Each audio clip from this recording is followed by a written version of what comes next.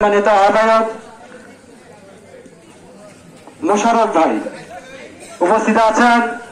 ৪ নং কমিটপুর ইউনিয়ন বিএনপির সদস্য সচিব আলহাজ কাশিম ভাই উপস্থিত আছেন।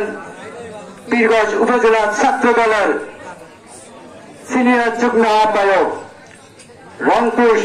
রংপুর ছাত্র দলের সদস্য আনোয়ার আকন্দ উপস্থিত আছেন।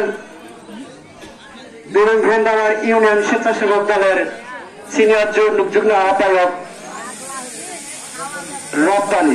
গোলাম রব্বানী উপস্থিত নেতৃবৃন্দ সবাইকে জানাচ্ছি আমার প্রাণপ্রিয় সংগঠন বাংলাদেশ জাতীয়তাবাদী স্বেচ্ছাসেবক দল ২ নং ভেন্দাবার ইউনিয়ন শাখার পক্ষ থেকে সংগ্রামী সালাম ও আসসালামু আলাইকুম।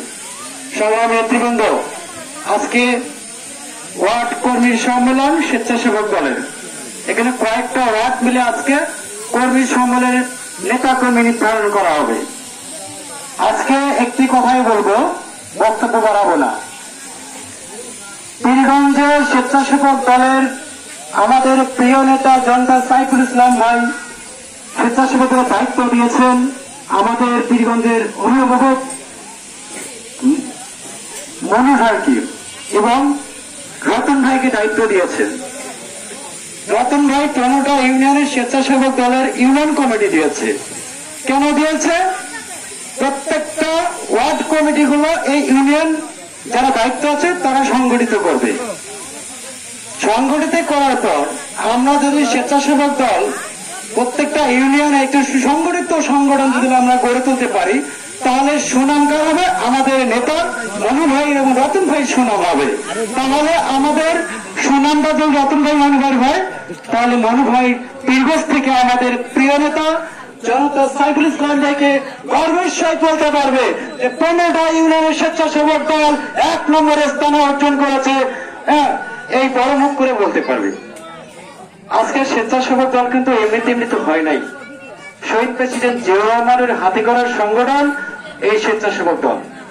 আপনারা এই ওয়ার্ডে যারা দায়িত্বে আছেন, যারা দায়িত্ব নেবেন, তাদেরকে উদাত্ত আহ্বান করব যে আপনারা মানুষের সাথে সবসময় ভালো ব্যবহার করবেন।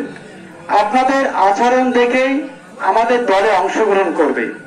আমরা খুনি হাসিনার মতো কারো সাথেই খারাপ আচরণ করব না।